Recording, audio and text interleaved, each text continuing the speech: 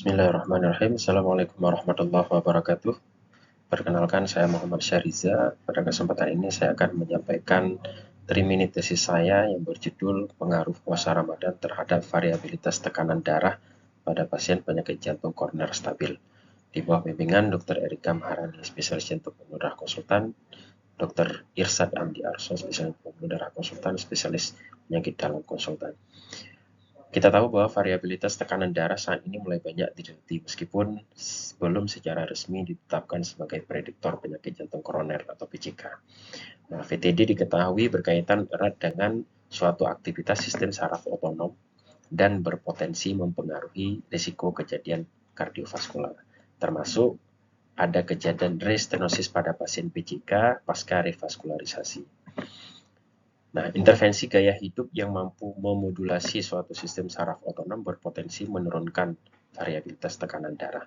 Nah, puasa diketahui menyebabkan perubahan aktivitas pada sistem saraf otonom, baik itu secara fisiologis maupun secara psikologis, serta dikaitkan dengan kondisi ketenangan jiwa yang secara teoritis dapat berperan dalam regulasi tekanan darah.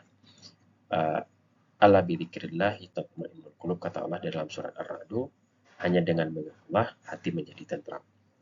Oleh karena itu, peneliti pada kesempatan ini melakukan penelitian dengan metode penelitian prospektif observasional analitik yang nanti kemudian kita akan menilai average real variability tekanan darah dari data hasil pemakaian ABPM pada pasien penyakit jantung koroner yang stabil yang diperiksa sebelum dan saat puasa. Data tersebut kemudian kita olah dan kita melihat bagaimana hubungan antara pengaruh puasa terhadap variabilitas tekanan darah tersebut. Secara umum, data memberikan kita kesimpulan bahwa tentu secara demografi laki-laki lebih banyak karena memang pasien PJK itu lebih banyak pada laki-laki dan perempuan dibanding perempuan. Kemudian secara faktor risiko, umumnya pasien dengan PJK itu merokok, kemudian terapi-terapi yang didapatkan juga rata-rata mendapatkan terapi yang umumnya semua mendapatkan beta blocker, dan pasien-pasien tersebut juga mendapatkan 2 jenis obat terapi antihipertensi.